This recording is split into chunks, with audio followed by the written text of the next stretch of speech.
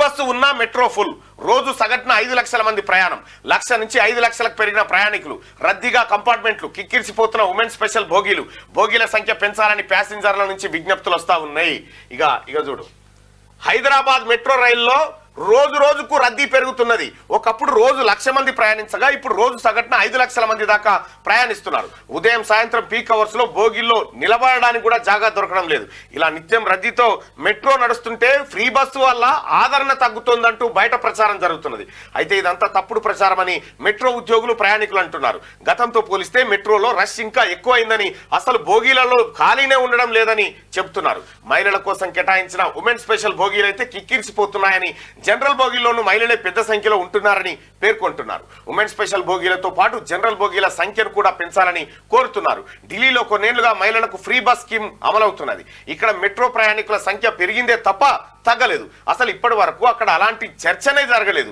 మన దగ్గర మహిళలకు ఫ్రీ బస్ స్కీమ్ ను డిసెంబర్లో ప్రభుత్వం ప్రారంభించింది. అప్పటి నుంచి మెట్రోపై ఎలాంటి ప్రభావం పడలేదు. ప్రయాణికుల సంఖ్య పెరిగిందే తప్ప తగ్గలేదని చెప్తా ఉన్నారు. ఇవేమో వాస్తవమైన లెక్కలు. మెట్రో చెప్తున్నటువంటి మాట, ఫ్రీ బస్ కారణంగా మెట్రో రైలు పైన ఎట్లాంటి ఎఫెక్ట్ లేదు. మెట్రో రైల్లో ఇంకా ప్రయాణికుల సంఖ్య పెరిగిందనేమో మెట్రో వాళ్ళు చెప్తా ఉంటే, ఇగో ప్రధానమంత్రి ఫ్రీ బస్సులతో మెట్రోకు దెబ్బ అని నరేంద్ర మోడీ గారు అంటా ఉన్నారు. ఇక్కడ 50% మంది బస్సులోనే వెళ్తారని చెప్పి ప్రధాని మోడీ. కాలుష్యం కూడా పెరిగిపోతుంది. ఎన్నికల కోసం మెట్రో ఖజానా ఖాళీ చేస్తారా? ఇట్లయితే మెట్రో దేశం ఎలా ముందుకెళ్తాయని కామెంట్ చేస్తా ఉన్నాడు ప్రధానమంత్రి. ఇక మీరు ఫ్లైట్లలో ఫ్రీగా తిరుగుతున్నారు, మహిళలకు ఫ్రీ బస్ వద్దా? ప్రధాని మోడీ కామెంట్లకు కేజ్రీవాల్ కౌంటర్ ఇచ్చింది. మీరైతేనే ఫ్లైట్లలో, స్పెషల్ ఫ్లైట్లలో తిరుగుతారు, మహిళలు కనీసం ఫ్రీ బస్ ఎక్కి గవర్నమెంట్ బస్సులోనన్నా పోవద్దా అని కేజ్రీవాల్ ఇగో ఈ కౌంటర్లకు ఎట్లున్నా చూడరు. ఇక ప్రధానమంత్రి గారు ఇది చెప్తా ఉన్నారు కదా, ఇదే ప్రధానమంత్రి గారికి సంబంధించి ఇగో ధ్రువ రాటే ఏమంటుండ ఒకసారి ఇనురి.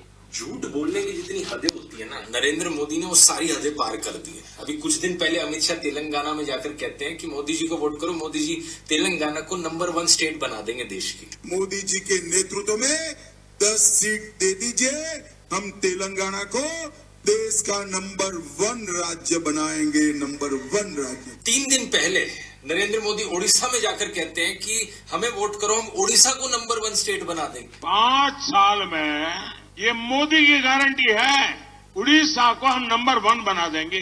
इतना ही नहीं, इससे पहले कर्नाटका में जाकर कहा था कि हम कर्नाटका को नंबर 1 स्टेट बनाएंगे। कर्नाटका को पूरे देश का नंबर 1 राज्य बनाने का लिए। इससे एक ही चीज पता लगती है, ये देश की जनता को, आप लोगों को बिल्कुल बेवकूफ समझते हैं। मोदी का वो मुसलमान मंगलसूत्र वाला भाषण याद है ना, कि देश की संपत्ति पर पहला अधिकार मुसलमानों का है। आज मोदी वाराणसी में इंटरव्यू देते वक्त कहते हैं कि वो हिंदू मुसलमान तो कभी कर ही नहीं सकते। मैं जिस दिन हिंदू मुसलमान करूंगा ना, उस दिन मैं सार्वजनिक जीवन में रहने योग्य नहीं रहूंगा, और मैं हिंदू मुसलमान नहीं करूंगा। ये मेरा संकल्प है। मतलब झूठ बोलने की भी हद होती है यार। अगर आप में से अभी भी कोई ऐसा बचा है ना जो मोदी की बातों में यकीन कर रहा है, अपने माथे के ऊपर बेवकूफ लिखवा लो। ఇది కథ. ఈ రకంగా జనాన్ని బేవకూఫ్ చేస్తా ఉన్నారు కొంతమంది.